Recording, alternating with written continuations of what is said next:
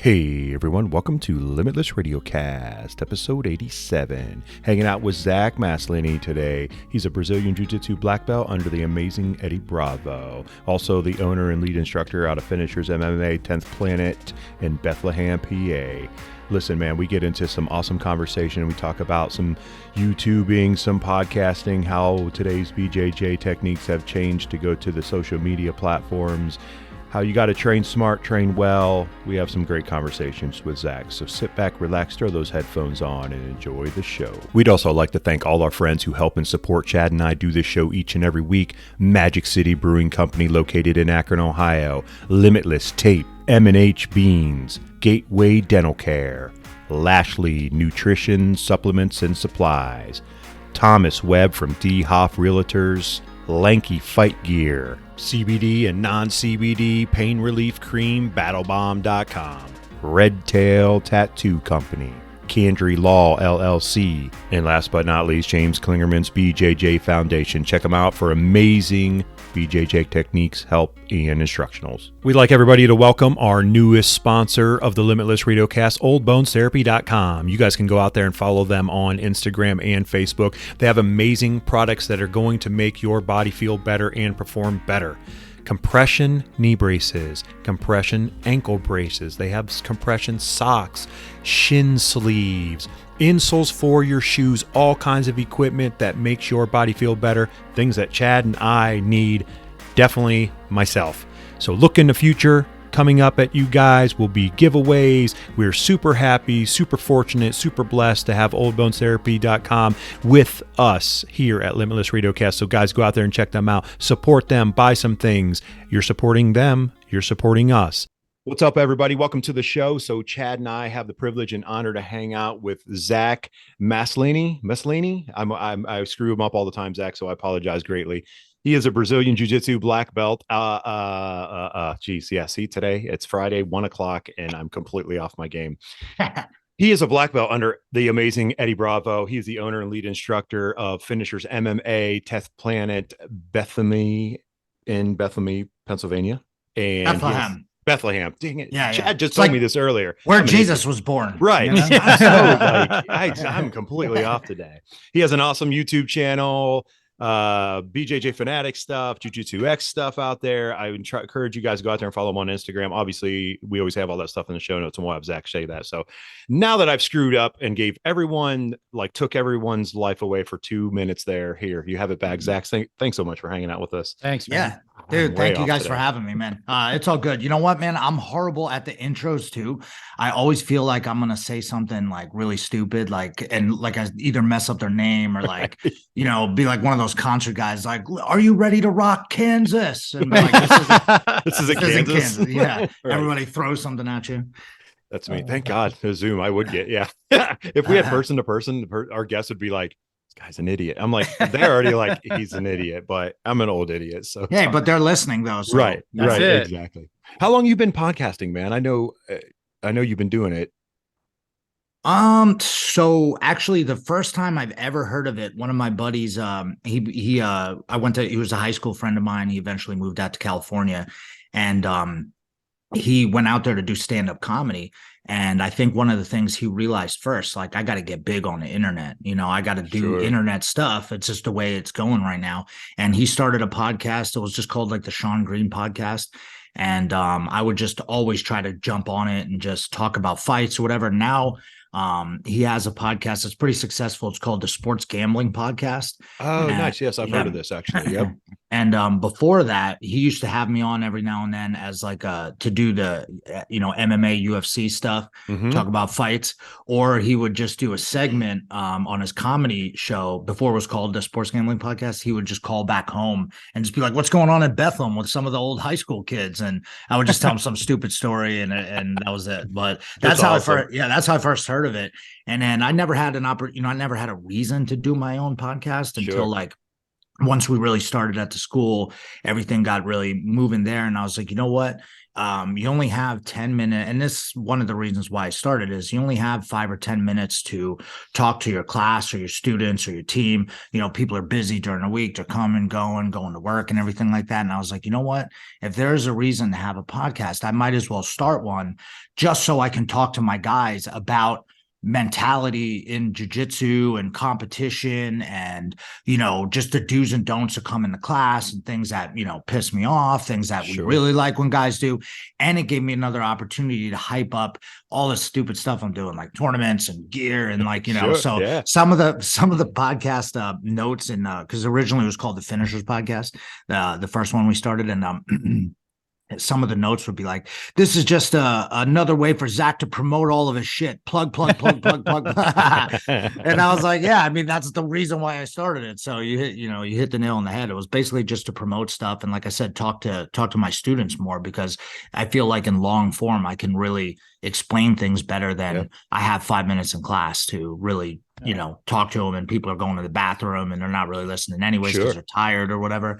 So, and it's cool because a lot of people from my school like to actually listen to the podcast, which is probably my whole entire audience. But I mean, they're listening to it, so it's good news, and I can get the word out. So, and it's so important. Like, you get that conversation, that engaging. Like, if you say something on the podcast, and we get it all the time at our gym, all our guys, everyone, the teammates and everybody, they listen, and they'll ask questions or ask questions about like something you said or something, or like all that. And it's like, yeah, this is really good for them and for us to get that engagement conversation, especially in our community. I mean, obviously our communities, I'm biased because I still think it's the best community that exists in terms of like the brotherhood and sisterhood and the way people treat each other, terms like this, having conversations and stuff, you know.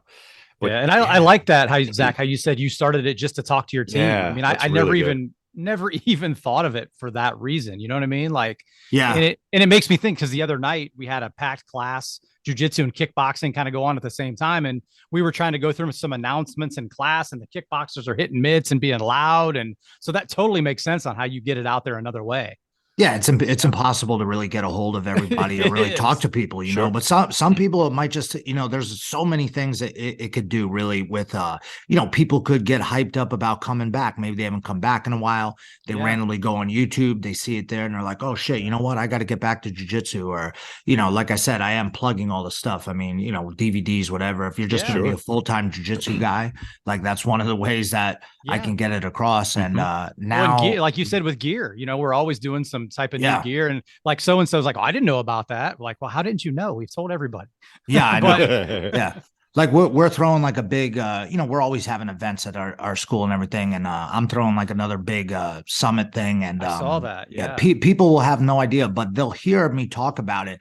And then what I'll do is now the thing that everyone does, and you know, I got this from Joe Rogan and, you know, the guys at Flow Grappling too, what they do is they cut up their, you know, and multiple guys do it, Theo Vaughn and all the comedians, they have the podcast so that way they can do funny stuff, so they can cut it up, so that way they can put it on their social media, so that way they can sell their tickets to their tour dates, you know. And it's like, you know, look at how many people Joe Rogan talked into doing podcasts. He's like, you got to do it. What do you mean? Just do it. It's free. You're sitting in your house.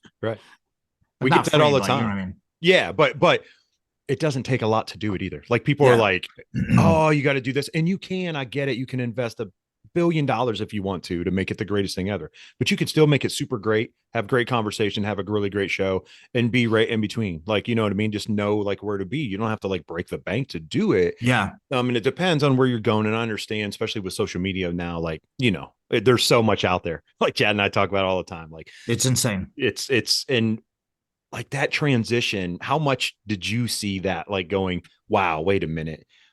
There's Zach goes, hey, I have to start making videos to put on my YouTube page, and I have to start making videos to put on Instagram because everyone's doing this. Like, when was that for you? Yeah, I think maybe I'm 39, so like when I first started competing and fighting and stuff, there really wasn't social media. So like you know, I had like VHS tapes and stuff that I would bring in and show to my friends, and they would be like, what is this? They had no idea even what it was.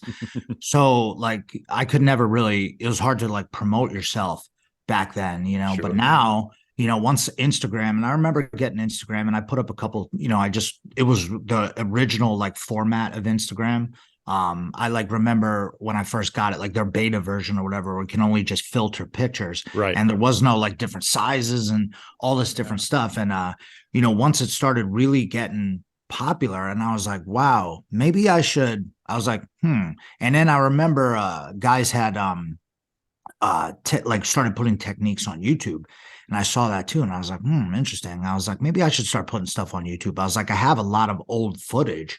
And then, you know, so I was like, maybe I should go back and start putting this stuff up. So, and then it's like a weird mix between you want to be humble, but also, you know, I kind of want to talk my shit too and like put my stuff on. So people want to, you know, and then that just helped me get matches, just helped me get fights, just helped me get, you know, more, not necessarily more students, but like more like this, like getting people finding out about me to do podcasts and, you know, just building your name up, which is kind of, you know, you have to do. I always tell people eventually one day I'm just going to retire and just delete all my stuff and I'll just be like a picture on the wall. You know what I mean? Because I love doing this stuff and it is fun, but it's also like does give me anxiety sometimes. There's so much, like you guys said, there's so much stuff. There's so many different things going on.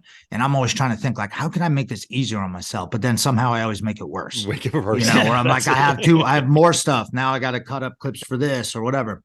Yeah. But eventually I was like, you know what, I'm going to go back and start getting all my old footage. So then it was like a race to try to put, you know, things that I had on like discs onto like, you know, get it onto media and stuff. And some of the stuff is just so bad, you can't even use it. But some I was able to keep some of my old fights and things, which I'll share them every now and then. Like, I don't want to be, again, I feel weird sometimes putting up my own self all the time. Like some guys have no shame whatsoever. They're like, here's me, I'm the best. I'm always all right. I was like, but I gotta, you know, I also want to, you know, build my confidence up too. Like my wife always tells me like, and I have a couple of friends too that are always like, dude, you need to just post this stuff up and tell everybody you're the best coach. I'm like, I'm not gonna do that. I was like, but you know, I'm gonna, you know, now even more than ever, because there's actual money being made that I'm actually I'm just like, you know what, whatever. I'm just throwing it up there and whatever happens, you know?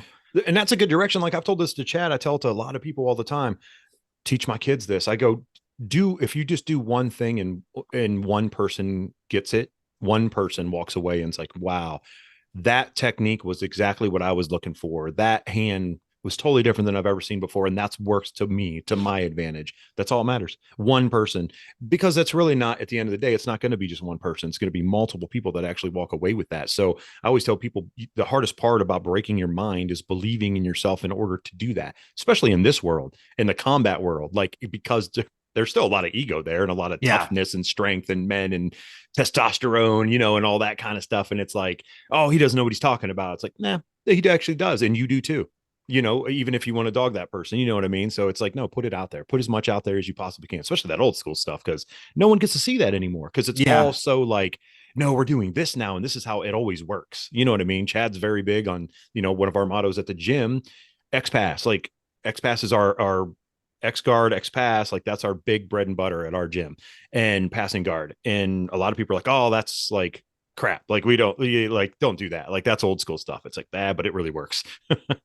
Yeah. I mean, you know, pulling up things like that. Like, I think it was one of my brothers said this to me, but he was like, you know, the kind of thing that you're doing, you're going to get 50%. Half of the people will probably not like you or not care about you at all. But then the other half, they might be totally into what you're doing, like you said. So you take that half and really lead into that and really try to engage with those people. You know, like I don't think I have like, not fans per se, but like people who are like interested definitely in the direction that I'm, you know, always trying to take my business and the tournament and all that stuff. And it is nice when people hit you up and they're like, yo, man, I really like what you're doing. Like keep, you know, grinding or whatever, just keep throwing stuff out there. Eventually it's going to work. And some of my old friends too are like, they're always really hyped to see me, you know, doing things like this because, they knew I was into martial arts for a long time and now they're into martial arts, you know, so they're just like, wow, like that's so cool. Like you really just, you know, people love to hear stories about people who are like doing something that they want to do. And, just said screw it, and then people that know a little bit of my story, or like someone who has a story where they're like, where everything was going good, then it went real bad, then it went real good again, and you like kind of rebuild yourself up, and people just love that stuff. It's like Rocky, or like those Joe Rogan talks, like you be the hero of your own story, and you can whatever you got to do, you could do it. And then I don't want to be like a motivational speaker, but if they can just see how maybe someone like I did it, why can't they do it too? Yeah, for sure. It is motivational too, though. Don't discount yourself on that for sure, brother, because, like I grew up hard. Chad's had hard times. We all have. And it's like, if you can do it, if they can do it, or look at me and it's like, wow, how can he do all this? Like dumb example, when I was young, but a lot of people were like, you're a dreamer. Like you'll be dead and in a ditch. You're like, you're never going to make this. You're never going to be able to do this and do that. And it just, it pushed me. It made me angry. I mean, really it did. For most of my life, I was like angry as a younger person, just pushing, grinding all the time. I was like, I'm gonna be better. And just kept going.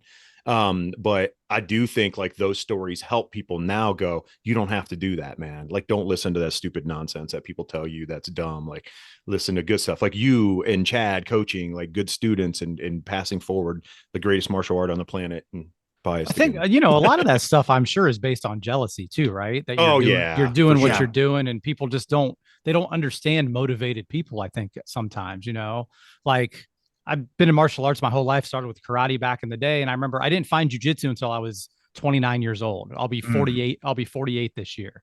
Nice. But family members would be like, you're still doing this? I know. Aren't you getting older to do this? I'm like, yeah, I'm still, it's just what I do. It's some people will never get it, but no. I remember like I trained and I did fights and all this stuff, and then I took a decent break from it, and I was just I thought there was no money in it, or I just wasn't confident enough to do it full time and like try to open up my own place or anything like that.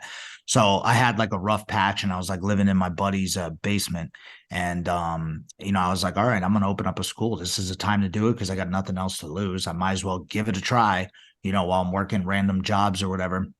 And I remember people were like legit worried about me. Like I remember there were talks, because some of my friends, people would tell me, but they were like legit talks. Like they're like, dude, is Zach okay? Like, is he, what's he doing? Like he's gonna quit his job, and he's, why? Like I don't understand. Like he's gonna open up a karate place. Like is he crazy? Like there's no retirement, or you can't do that, or whatever. And I'm just like, I just didn't care at the time. I was like, I'm doing it. I'm gonna do it.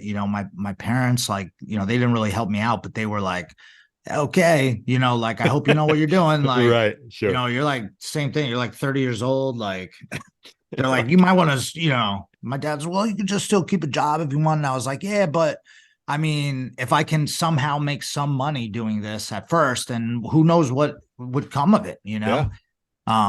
And I see a lot of people quit on shit all the time. Like I see a lot of people telling me like, I'm gonna do this, I'm gonna do that, and then they totally they just give up on it, or it's like, I couldn't do it or whatever. I'm like, oh, okay, but there are a lot of people that I know also, so not always be negative, but there are a lot of people that I know that I saw that were like, I think I might do this. And all of a sudden, boom, they did it. And now they're doing it, and I'm like, wow, that's sick. I'm like, that guy is just, and his taken off, Yeah. And I'm just like, wow, that's really cool. And if I help in that in any way, like you said, if I help one person, or if one person hears something that I did and they think it's cool, I mean, that's awesome. That makes me feel good. And, why not? If I'm helping people, cool, let's do it.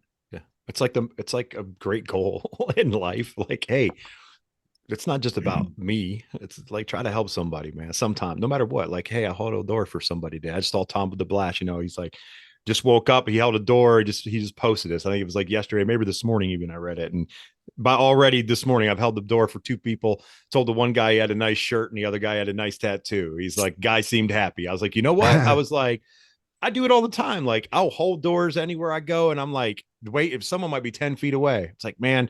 I don't even think like, oh, this is an in-between for me. Like, should I hold the door? No, it's just like, just hold the door, stupid. Just do it. Yeah. Just do it. And then, like, oh, thank you so much. Or even if they don't say anything, it's like, hey, I hope that just maybe made you feel like people are okay in this world, because we deal with so many people constantly that are crap, Yeah, I mean, go train too. Yeah, sometimes it's hard. Sometimes it's hard when people are, sometimes people, and that the other thing is I always forget, like, you never know what people are going through. Exactly. Like they could be going through something, and like I remember, like you said about when I was younger, I would always like in cars, I'd always be like, screw that guy or whatever. But now I would never, because you don't know what that guy's going through. He might have like, I feel like so privileged and just blessed to be able to, be with my son all day or, wake up with him in the morning and everything and not have to be rushing to work like I used to. And just being able to, live this kind of lifestyle that I would love for everybody to do. Sure. And even though I am busy, but it's like, a different kind of busy than when I was doing construction or like working for the probation department or whatever.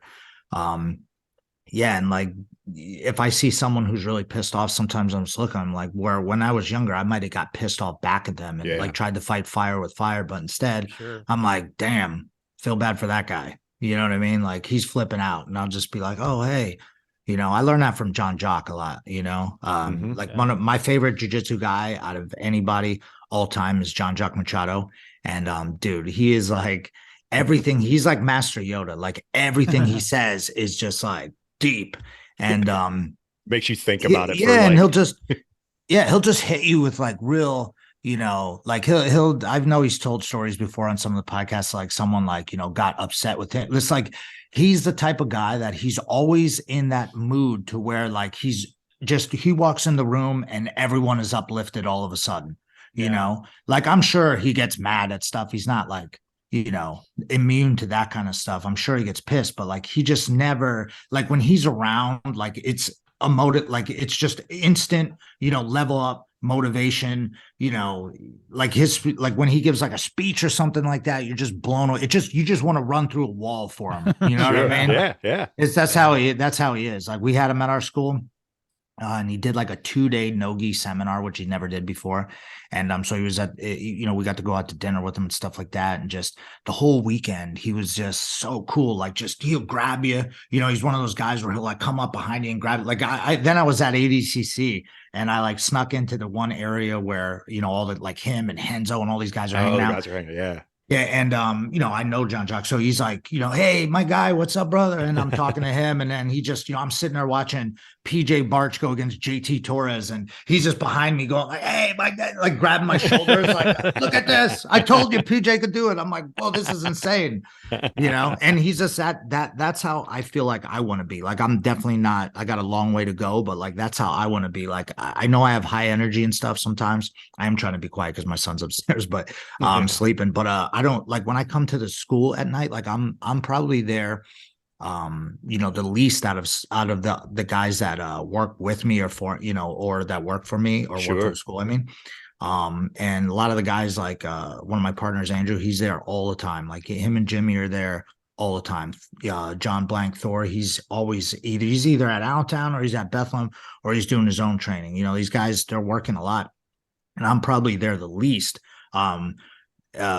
I teach advanced class and like kids advanced class and stuff. But when I show up, I want to make sure when I'm there, like I want to come in and I don't want to come in and bring the place down at all. Like I never want to come in with like anything that's happening at home or just whatever. I just want to show up and just completely, just whatever's going on in my life. Like I'm going to shut it down. I'm going to bring it in to the school, high energy, yelling at guys, not yelling at them, but you know what I mean? Yelling, wake up, come on, let's go, let's do this. In an exciting way. Yeah. Sure. Trying to fire people up because sometimes like it's a Monday night or whatever, and like everyone's kind of like, all right, another Monday night or whatever. And I'm just going to blow through the door and just, hey man, remember why we're here, dude. Jiu-jitsu, baby. Like this is, you kidding me? Like some people just, they can't even sit down on the ground and get up. We're in here wrestling each other and shit. And you guys are like getting upset or whatever. It's like, this is a time I want you to come here and just, feel that love, feel the energy of something, and that's what John Jock does. That's why I want to be like him.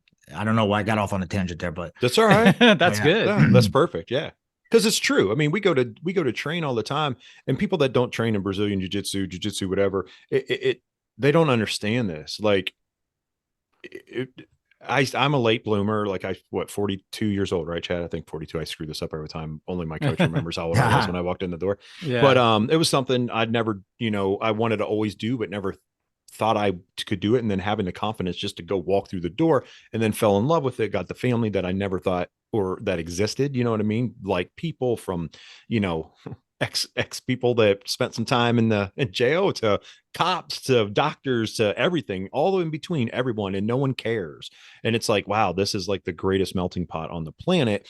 And then now it's, oh, that stuff in the past, none of that motivates me anymore like it used to. Like that stuff always used to motivate me, like growing up and those certain things. And it would push me to work out and run and do all the kind of stuff that I did, be successful in my personal job, my day-to-day life. But now all that stuff's kind of like, it doesn't bother me anymore. I just go and train, and I feel so much better about life in general. And it's crazy how jujitsu does that. And it's hard to tell that to people. Like they don't get it because they're like, but you're getting choked and manipulated and sweated on. And I'm like, I can't explain it, man. It's like the greatest feeling in the world. Like it's crazy. Yeah. No, it is hard. Like I know people from back in the day, they still have a hard time trying to understand. Like they just don't get it. And like even guys that I know, family members and people, that I've known for years that watch fights and stuff. And I'm just like, man, if you guys are into this, I swear to God, dude, you would love this, dude. If you just came in, and sometimes people it's like pulling teeth with like, and I know some people have attitude like, oh, whatever. I'll just keep putting it out there and just keep trying to get like, dude, you should come through the school, man. Even if you start late, because some guys are like, 36, 35, and they're like, I'm too old. I'm like, dude, no, you are not, bro. You are not too old. Yeah. You can get yourself in shape. And I think like you keep saying family, like that's a big thing that people miss. Like when you're training with all these people all the time, like they really do become like your family. I mean, whoever's there 100%. Every day, you could show up at any class and there's going to be people there and they're going to be willing to work with you. And you can do that in any jiu-jitsu school. For the most part, I mean, obviously there are some places probably that aren't that great, but for the most part, you could walk into any jiu-jitsu school and people are going to be cool. They're going to be down to earth. Doesn't matter, like you said, what background they have, like they're going to be down to train and help each other, and it's like, that's why I know that people who used to played professional sports or some type of amateur sports their whole life, they love it because all of a sudden, I'm on a team again, Yeah. Same thing with guys that were in the army or military because they have that strong, bond with all the guys that they went into the army with and their class and everything. And then when they get into, they see this is going on in jiu-jitsu too. And all the guys that like we do have a lot of people who compete at our school, but there's a lot of guys most of the people don't compete. Most of the people in jiu-jitsu don't compete, right? But they're there helping the people that are there competing. So it's like, when Grace or one of our students, Sid or,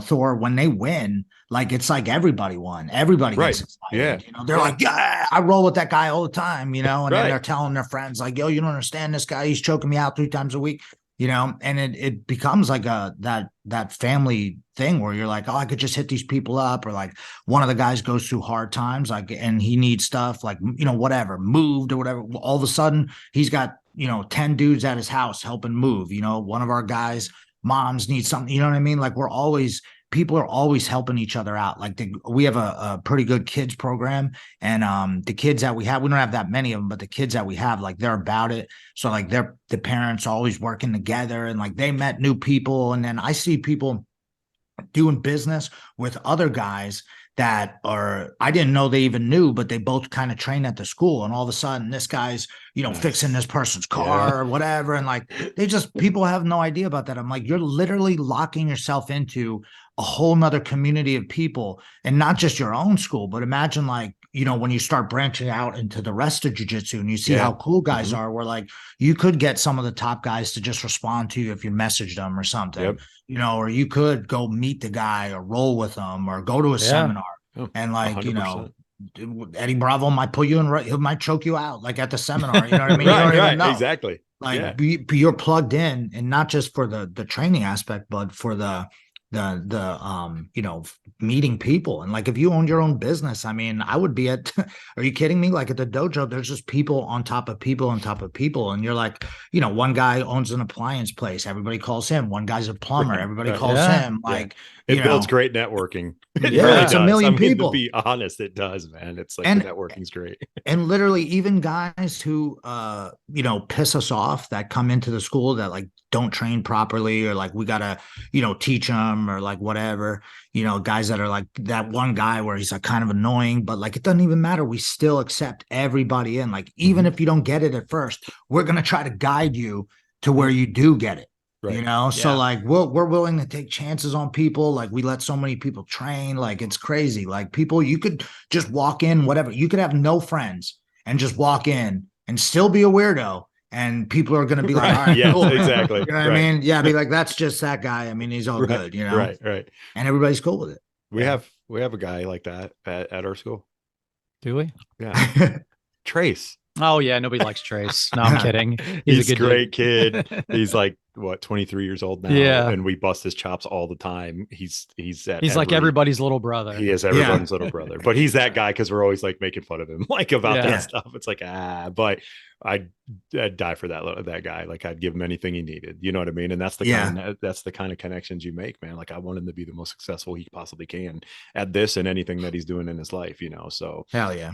I think it's kind of crazy because, so I think the misconception is that people who don't train, obviously they're like, oh, that's like a little kid's thing. They don't realize like it's like a real life thing that actually makes you really good at defending yourself, defending your family, taking care of yourself, healthy, all that kind of stuff, with jujitsu. But the misconception is, because I think there's so much stuff out there that if someone's like, if I go, hey, go out and check out some jujitsu stuff, it's really awesome. They're like going and watching like ADCC stuff, and they're like, what? Right. And I can't do that. No, yeah.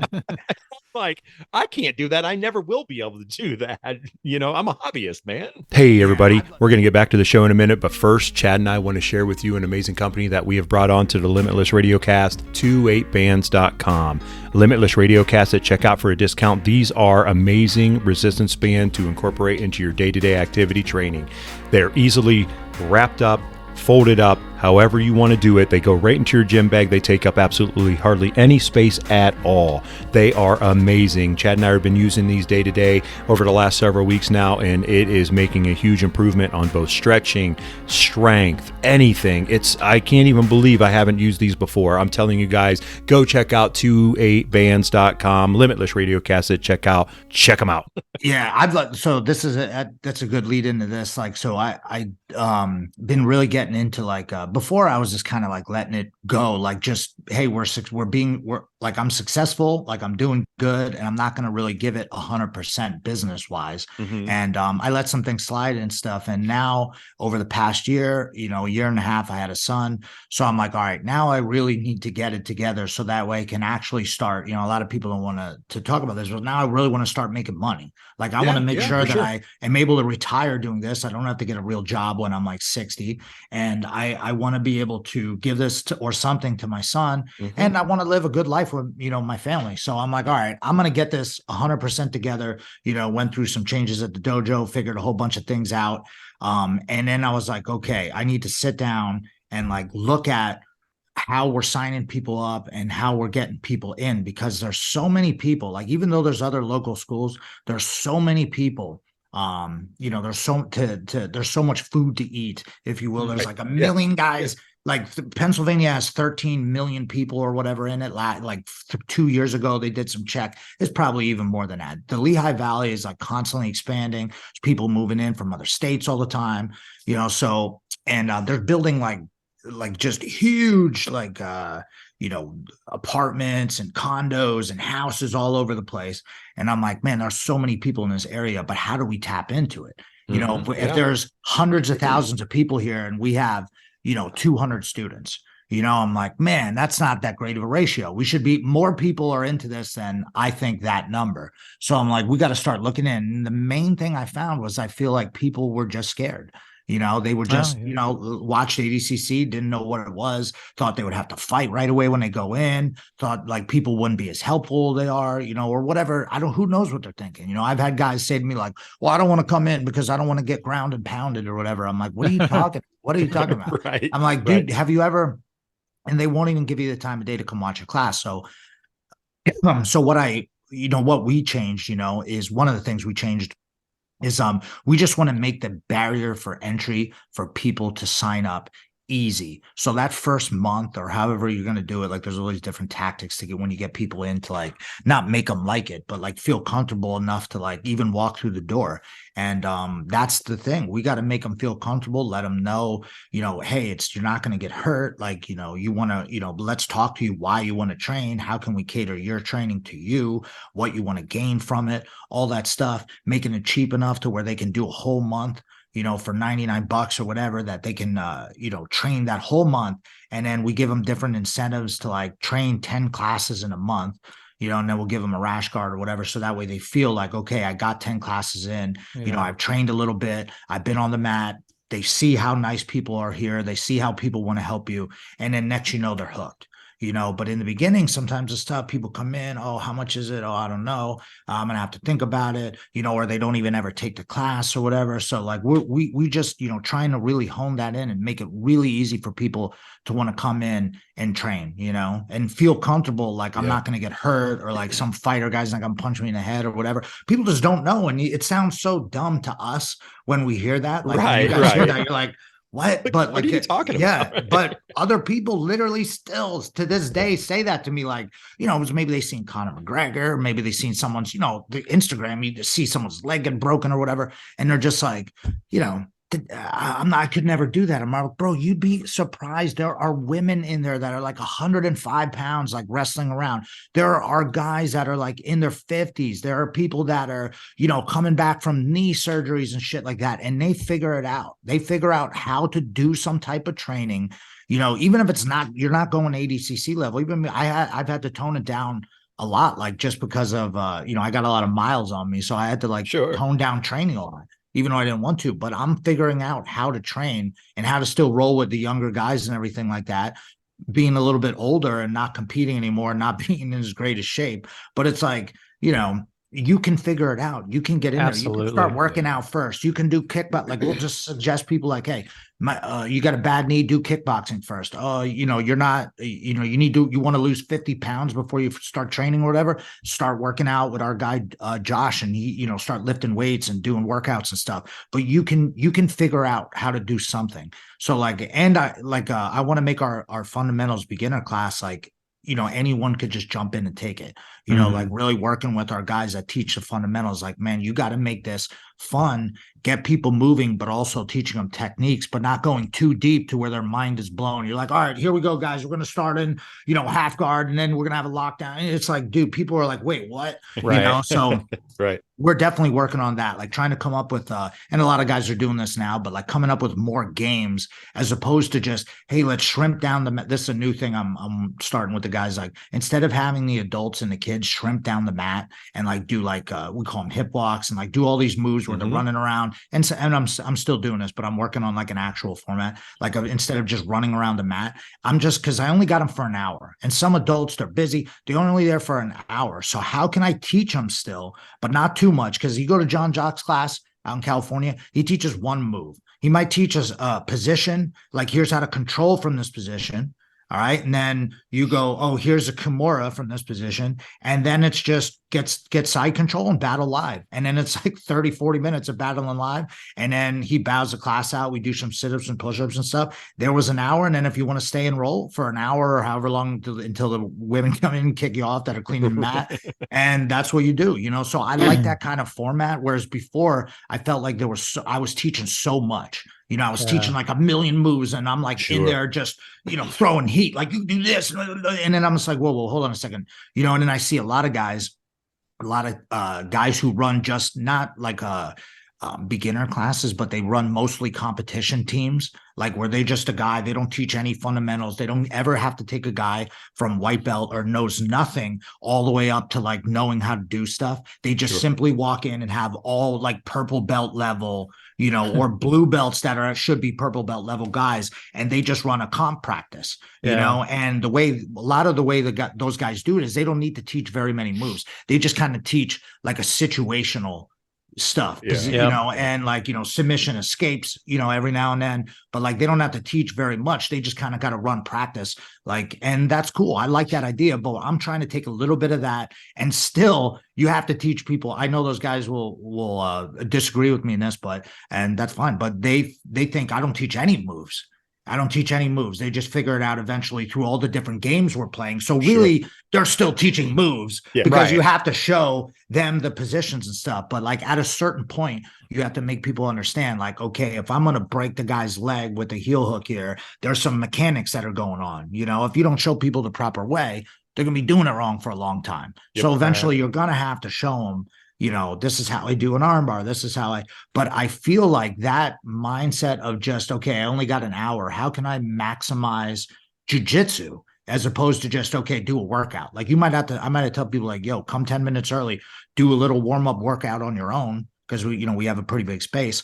And then when we get in, we're just going to start from standing and battle for double underhooks, but not like 80cc try, you know what I mean? We're not right, exactly. We're just trying to like have fun with it, you know, and we're going to warm up doing jujitsu moves, you know, and then sometimes we're doing like open guard where we got the legs and maybe we do an X pass or throw the legs, get the knee on belly, they push, put the foot on the hip, go back to open guard. We might warm up with that as opposed to shrimping and all that stuff. So I'm like trying to mix that together is tough. And like having our guys that haven't taught all that much, like getting them to understand, like, you know, little things like, hey, this is a fundamentals class. Let's chill out on the inversions and going upside down all the time. Like these people don't even you know what I mean? They're not doing that. You know, let's get better at just the basics. Like, you know, let's figure out how to do an arm bar from mount. Let's figure out how to do an arm bar from guard. Like I feel like a lot of guys have missed some of that stuff. Like I got purple belts and you know, they're real good at heel hooks. And they're good at like certain things, you know, like they get on your leg, like they might get you, you know, but they're also missing a lot of, you know, things from the beginning. You know what I mean? Like I feel like they don't have like a lot of guys don't have a full guard, you know, not just my guys, like I'm harping on them all the time, but some guys just they never did full guard. Like I've been doing full guard for years before all these other moves came out. You know, I've been doing, you know, different position. You know, some guys, they might have like a really good back control because they're doing the EBI rules, but they can't for the life of them ever take anyone's back.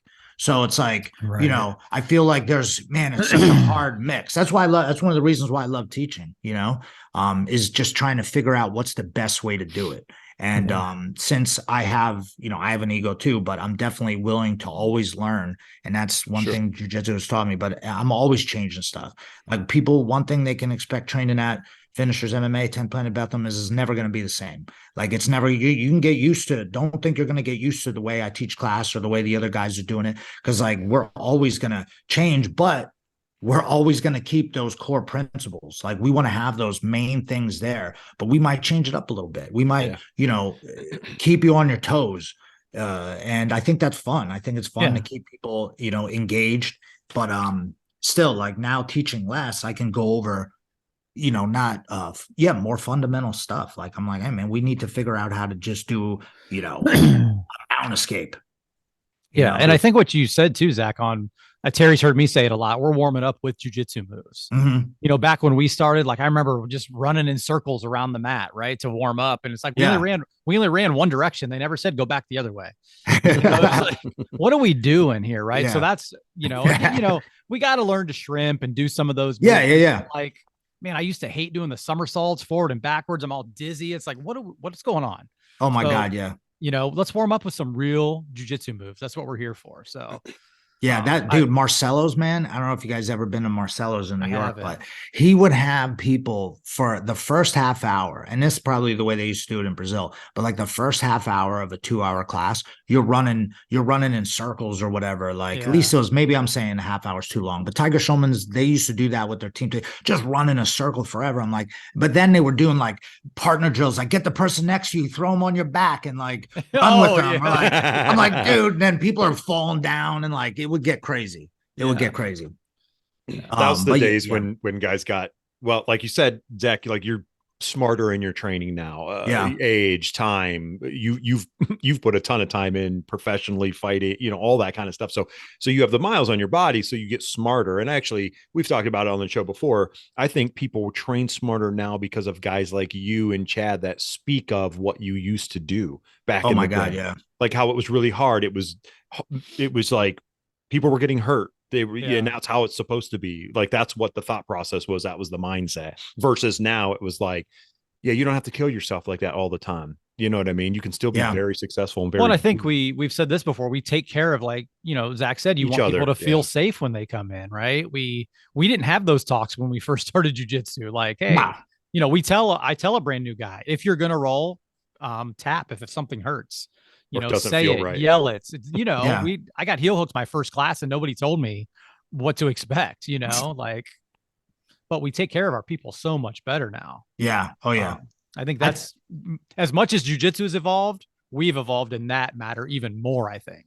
Oh yeah, for sure. You know? Training ideas for sure. 100%. I always tell the kids, I stole this off somebody, I forget, but I was like, your training partners are like your toys. If you break them, you got nothing to play with. That's it. You know what I mean? You got to take care of the littler kids. We got a kid who's like big and a kid who's small. I'm like, when you roll with that small kid, you got to help them. You're teaching them. They're your jiu-jitsu younger brother. You got to get him good enough to where, you know, he can eventually kick your butt or at least give you a run for your money, because if not, you can't even use him. Right. You got to get him good, you know? But oh my God, I know. I just, you're wearing the lanky shirt. That's my boy, John Robinson. And ours too. Dude, me and him go back. So when I was broke, I think real broke the first time, he used to pick me up at my house and drive me to Allentown to train. And no kidding. Yeah, he's like, dude, I think I was like 6. I might have been 16 or 17. I think I might have crashed my car or something like that. And there was like a fight team thing in Allentown.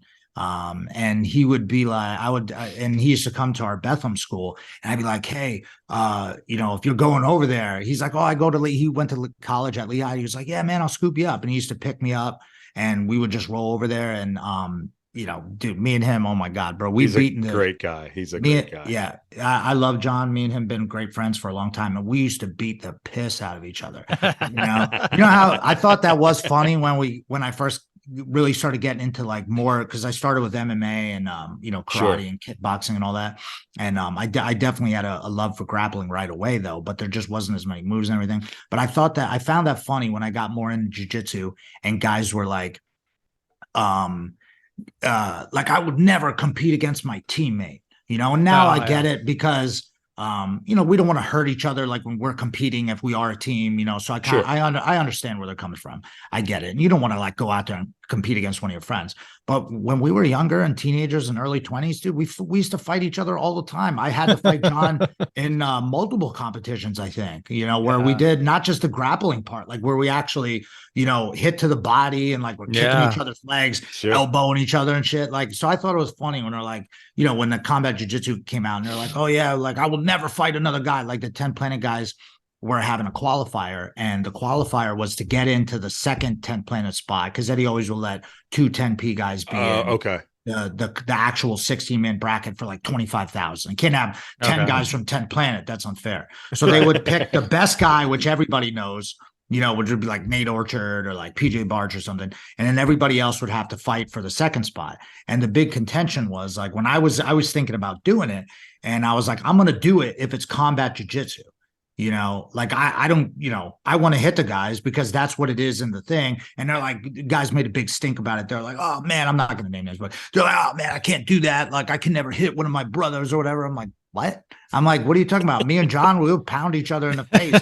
All the guys from back then, we would literally show up there together, beat the crap out of each other, like hit to the head. And this is, like I said, like you learn, but we would have the gloves on, 16-ounce gloves, wrapped hands, helmets, and be swinging like as hard as I could. And like, I eventually felt like I got pretty decent at boxing, like I did the Golden Gloves. But when I first started boxing, as we went from karate to boxing, John was, you know, already kind of had an idea how to box, and he's just so tall, and I mean, he's tall, lanky, yeah, you know. So it would be like him jabbing me and like, you know, throwing straight rights right down the pike and drilling me in the face, and then I would just have to, you know, throw a kick, duck my head, and launch as hard as I could with overhand right. Swing. Just be like, get him. But we would hit each other as hard as we could. Like they never said like, hey, you know, don't hit him so hard or whatever. Every now and then if you're like really hurting someone, but at the fight team trainings and stuff, when we would go down to Jersey, dude, Tiger Schulman's would have us in that room, 30 dudes just beating the shit out of each other. It was no holding back, because it was like a Pennsylvania squad. And then there was all the guys from Jersey. So they're all just like, you know, ready to fight. And then the New York guys, and no one likes each other. And, you know, eventually we all became friends. But I mean, still though, we beat each other up bad. We did that all the time. And now guys have just learned, like, hey, man, like, even when we train, like, you know, the best guys always say, like, I mean, I get tapped all the time because I put myself in positions and I'm trying to work out of stuff. And, you know, in the training room, it doesn't matter. You know, it's a training room. You know, that's the whole point. That's what it's for, is to train. If we're just hurting each other all the time, then what, you know, you're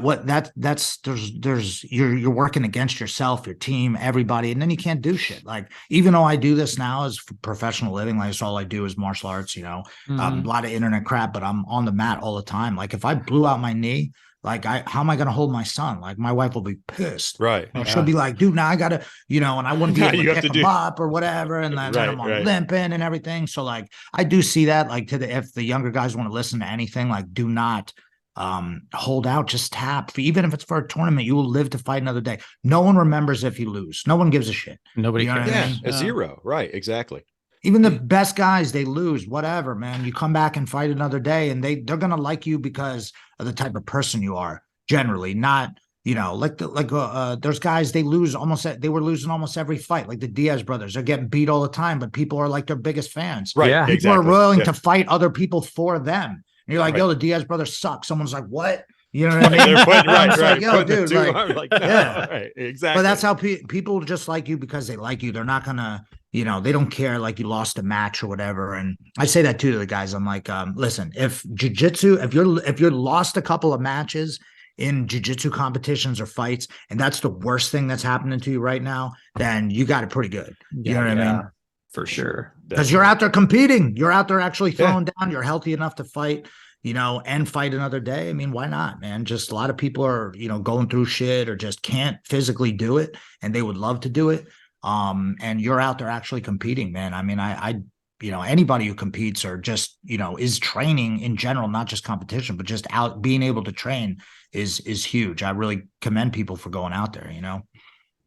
Yeah, for sure. And to circle back just a little bit, like hurting people or whatever, like just tap, like we say it all the time. Like I rolled with a bunch of lower belts earlier this week, and I would get them, you know, in whatever submission, and I wouldn't even pull it completely. And I would just say to myself, that's there, boom, move on to something else. Yeah. And then I would tell that, I'm like, keep working, you're doing great, keep working. As we're rolling, I'm like, no, good. Roll, keep that knee right there, or like slide that through or whatever. Cause I go, it's not worth it. Now I'm older, I have a different mindset, but it's 100%. Like we tell guys all the time, like, tap and move on, man. It's nothing here. Like you can tap me 100, I'll tap 100 times and walk away and still be fine.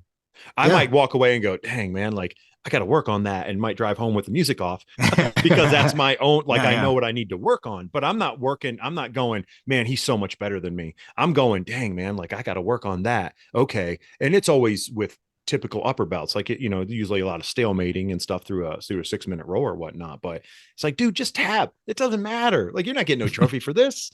Yeah. And then if you don't tap and you wait too long, and I've learned my lesson on this one, because like I feel like it's like, I'm like, oh, I'm hard to choke. Someone might have me in a darce, and I was like fighting off of it for like a minute and a half, and then finally I had to tap. Now, not only did I tap, but now I'm also hurt on top of it. Yeah, so it's like, now my neck is really sore, when I could have just like, oh, I'm not getting out of this. All right, tap. And then be like, I'll get him next time. Or just be like, I would say to myself, like you said, on the drive home, like I'll be thinking about it, and I'll be like, dude, why were you even in a darce? You know what I mean? Like, why were you like, you know, well, how do I get out? I don't want to figure out how to get out of it. I'm like, why? I shouldn't have even, the guy now, like the way my neck feels and stuff, I'm like, I'm not even letting guys on my neck. If someone gets a fully locked in darce, I'm just going to tap.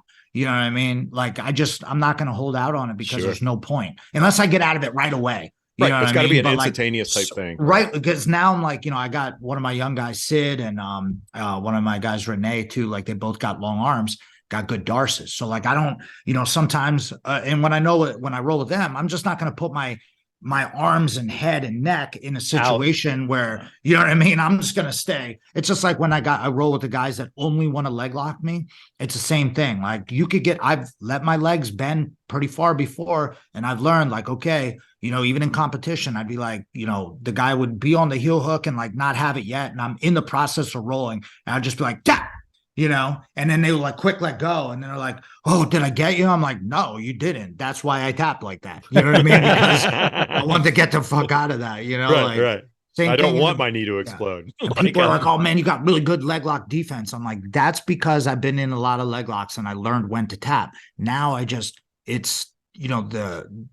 don't get in those positions, and if I do, then I'm like, someone gets you in that Z lock position now that everybody's doing, there is a way out of it, but there's really not, why even what's the point? Well, you got it, like same thing. Yeah. Why was I in a Z lock? I shouldn't have even been in it. Sure. Yeah. I think that's very important when you talked about being in that DARS, and like we've all had people in certain positions. They're like, well, it didn't hurt yet.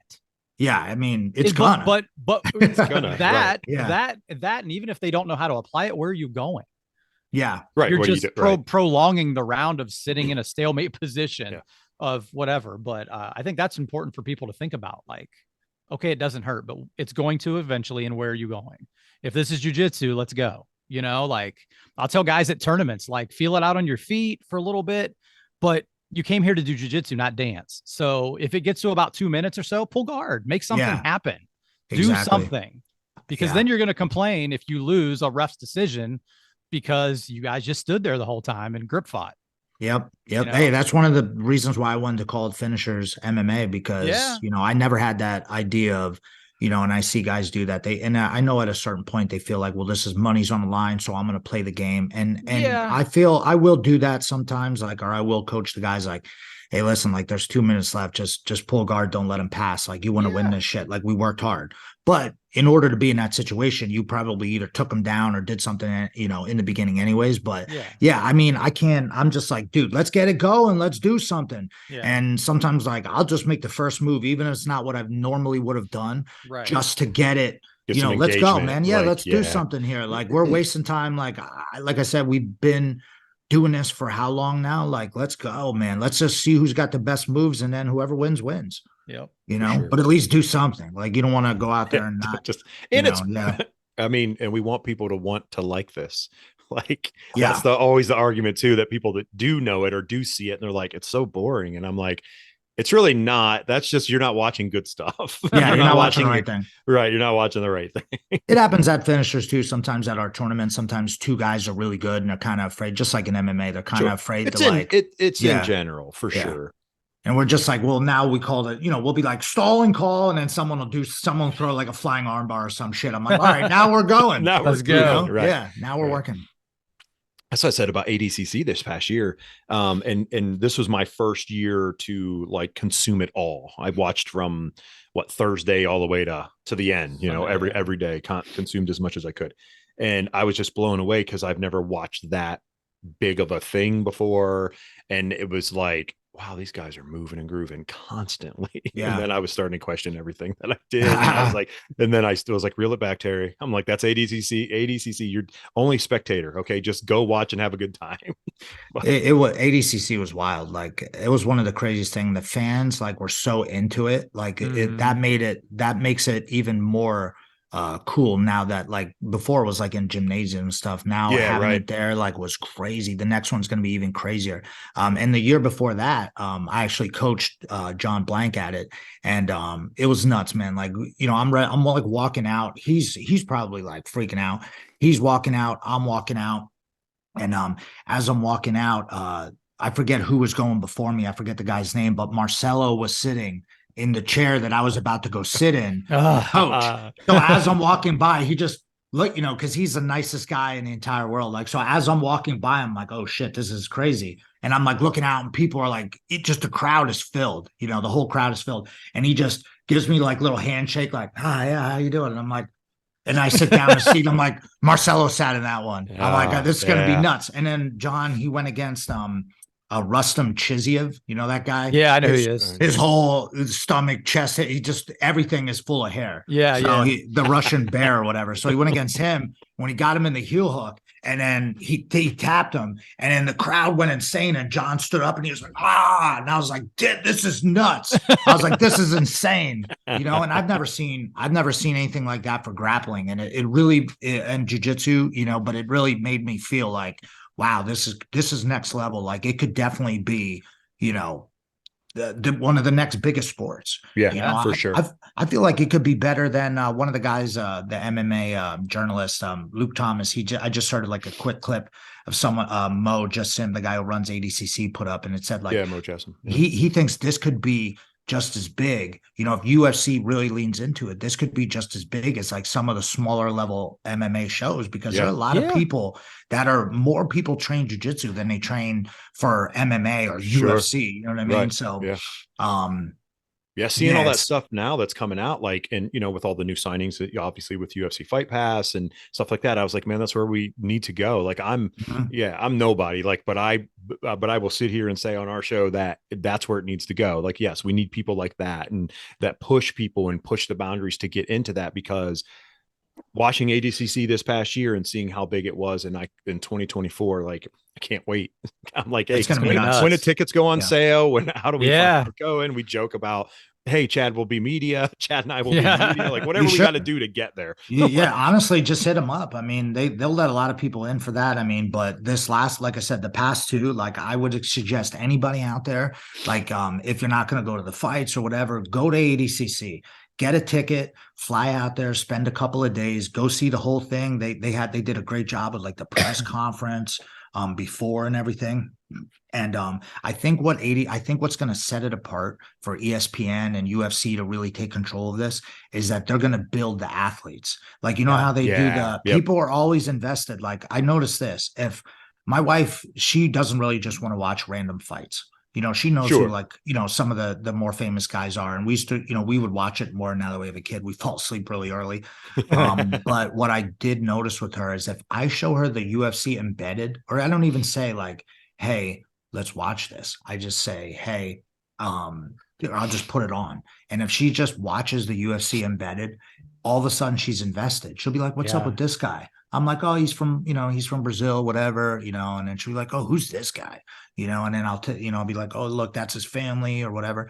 And then all of a sudden now she's like, well, when's the fight on? Then she wants to know, like, well, what did those guys fight or whatever? Because you get invested in the people. Like, oh, I know this guy, or I know about him. He's a normal dude, whatever, and then they get into it. So, I think UFC is going to do a great job with that. And I think they're going to build up the jiu-jitsu athletes even more, and I think people are going to get to know them. And I think there's going to be a lot of casual fans that don't train that are going to get into it, which they already are. Yeah. And then that they might, they hear podcasts like this, they might even think about going in and training themselves, For sure. So that's the goal, right? Grow it and get the people out there and keep doing what we're doing, like speaking the good truth of what jiu-jitsu can do for you, and save people's lives and train you and make you feel better and meet awesome people.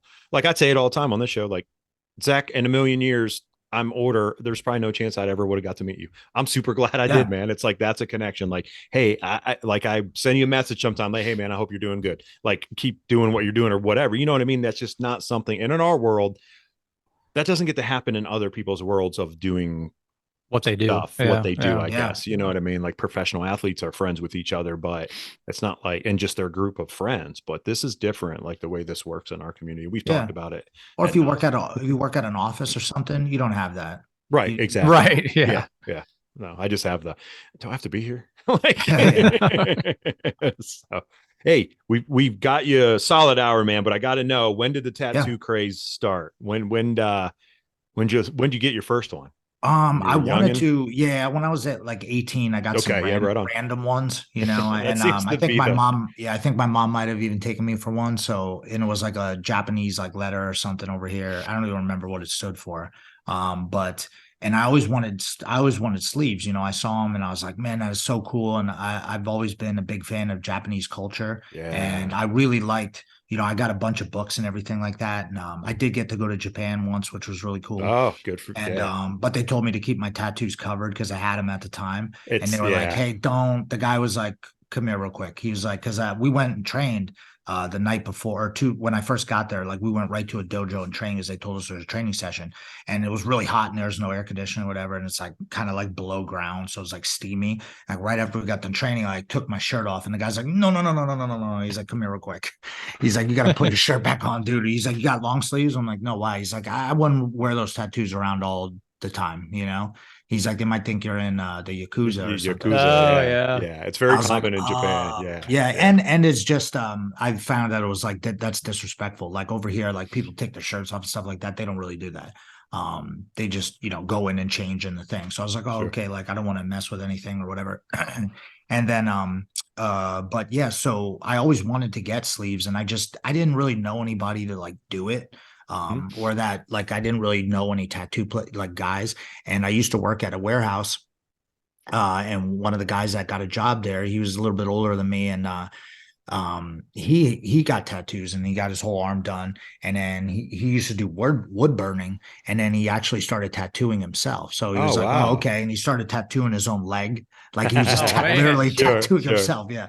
And I worked with him, and he was like, hey, man, you should, I think he said it to me one time. I think he was like, hey, you should let me give you a tattoo. I was like, dude, honestly, I was like, because I was just almost a blank slate. I was like, I got both my arms. I was like, and I got them. I didn't get any hand tattoos or anything. I just got it like down to here for now. Yeah. You know, I could always add on to it, but I had a couple professional jobs where I didn't want to have it at the time. And he was like, dude, I'll do both your arms for like cheap. And he's still working like this area over here is still not totally done. Like, see, those aren't filled in. Yeah. But I go like once a year, and he'll just work on me for a few hours, or I just go in there as like all right, I'm getting, you know, eventually this will be done. I'll start working on my leg or something, but I just haven't had as much time. But he started doing it, and I was like, you know what, maybe we'll wait until you practice a little bit more, you know, before. And then he was like, no, I'll draw it all up and everything. And, you know, we looked at stuff, and then, he started just, you know, going slowly. And when I worked at the warehouse, I would just leave. We would go after work just for a few hours, hang out, drink a beer, and then he would just start tattooing more tattoos. Yeah. Nice. They're addictive, man. Once you start going, like, I know I want to get more too. And I know my wife wants to get another one too. Like, I definitely want to get some stuff on my legs. And then I thought about getting like a chest piece thing that connects to it. So, and the cool thing is, like, it doesn't, like, he's giving me like really good deals. Like, I'll buy him like random present stuff, but he's giving me like a really good deal. If not, this would be thousands of dollars or whatever, you know, like you guys got tattoos expensive as hell. Yeah. Yes. They're, fortunately our tattoo guy trains jujitsu with us now, because Chad and I constantly were in his ear. You know, we'd be sitting for 3 hours getting a giant piece put on, and we'd be talking about jujitsu the whole time. So now Jason, shout out to Red Tail and Maslany, Ohio. He does our tattooing all the time, and he trains with us. So I was just telling Chad, like, I'm starting a leg piece now. Like, I have both sleeves and have my hand done. Which I work in a professional office. So, and my company is technically owned by Japanese. Okay. So it was funny because, like, when I came back after COVID, everyone was like, holy crap, Terry, you had like 2 tattoos when you left, and now you have 2 sleeves. And then my hand got tattooed, and they were like, oh. So one of the main directors always is joking with me, like, you got any more tattoos? Like, every time he sees me, like, it's the only thing he can say to me. I'm like, yeah, I don't know, not yet. He's like, you're gonna get a neck tattoo. And I was like, no, because my wife was like, please, whatever you do. I supported the hand. She's like, just don't get a neck tattoo. And I was like, yeah, fine. Yeah, that one's good. That probably hurts like hell too. I can't imagine. Oh, yeah. Neck. I know. I feel like it's weird. Like, we my talk arms about don't really hurt that bad. They pinch in here, like, in that area. Oh, yeah. Here. Yeah, that hurts. Mine's connected, and it comes. I have a Japanese dragon that comes on my chest, and I have like the almost the Yakuza type cut in. And when it gets around the nipple area, it's very it's sensitive. You feel like it's gonna come off or something. You're like, yeah, that's gonna explode any second now. a lot of this is another funny one. There's a lot of guys at jiu-jitsu that are heavily tattooed, and we have some women too that have a lot of tattoos. And and my one buddy, he trains, he works out and stuff, but he's always like, he was like, yeah, man, I wanted to start up over at Finishers 10th Planet, but I couldn't afford the tattoos. That's what he because there's a lot of people. Actually. I'm like, oh damn. I'm like, a lot of, you're right, you know. So we have a guy that does a lot of media at our school. He just does all the photography and everything. Oh, nice. And one thing I want to have him do, one idea I have is I want him to like do portraits of everybody and call it the tattoos of finishers. You know, there you go. That's a great idea, man. Because there's like some guys at our school that have like some insane level tattoos, like very intricate type. Yeah, like intricate. Like we have one guy, my one guy, John Thor, his whole back, is like a comic book that his uncle drew a comic book, and then he got that tattooed his entire back. It's crazy. And then we have a couple of guys who have full sleeves, and then we have a couple of dudes who have some funny ones. Sure. We have one woman, she has her neck, I think she has part of her neck tattooed. She got both of her arms and a lot of her back. You know what I mean? She has that. There's a couple of dudes who have like, some guys have stuff on their head and everything like that. So I'm like, all right.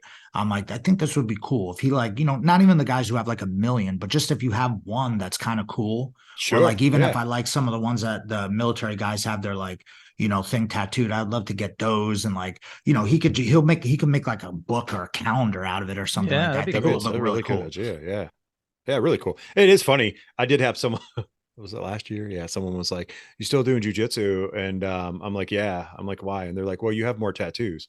And I'm like, "That's not a correlation, but okay."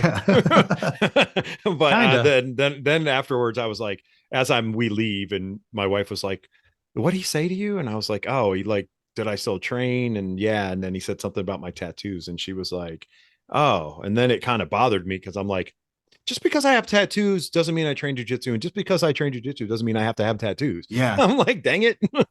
I'm like, again, I can't talk to outside people anymore. Yeah, I know it's getting tough.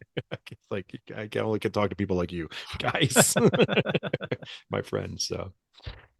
Well, Zach, thanks so much, man. Thanks for the connection, coming and hanging with us. Appreciate you greatly. Yeah, no problem. You're doing. Why don't you do this, man? Shout out any sponsors and how to get to your pages and everything, because I like to put all that in the show notes so everyone can click on it and get to you. Yes, sir. You could find me on mainly Instagram, because I forget to look at the messages from all those other different things. But if you go to Instagram, it's at Big Uncle Zach Maslany. And search me on there. I got like 6 different Instagrams too. But if you go on there and just click the link in my bio, it pretty much has all of my stuff. So if, like, you know, you want to listen to podcasts or instructionals or come train at the dojo or whatever, you can just hit me up through there. That's pretty much the easy. It's got a link to my YouTube and all that different stuff. And I really appreciate you guys having me. And I'm just going to be out there all the time. If just constantly pushing the good word for jiu-jitsu and trying to bring up the next crew of athletes in the game, and just try to give people an avenue to make a living doing this, because I feel like it's the greatest thing, to be involved in. So for sure. Appreciate you guys, man. Yeah. Appreciate you. Thank man. you. Yeah, greatly. Hey, Zach, you do seminars? Do you travel? Yeah, do seminars? Yeah. Okay, yeah. cool. Oh, yeah. Cool. I always like to put that in there for people too. Like, hey, if you need, like, reach out to them, whatever. So yeah, hit me up. Like, I'll do a lot. Like, I've been doing almost one a month for like a while now. Awesome. And we went on like a little seminar tour this past year. And then, you could always have special requests, be like, yo, bring that guy Renee who does buggy chokes. Or people be like, I want Grace Gundrum to come through. And I'm like, all right, cool, but I got to come with her. So right. All right. They're like, all right, you can come through too. So about a young phenom too. Whatever you guys need, hit me up. I'm down. Even if you just want to chat about taxes, hit me up. Let's go. For sure. Awesome, dude. All right, my brother. We appreciate it greatly, man. Yep. Yes, sir. Man. We'll see you it later.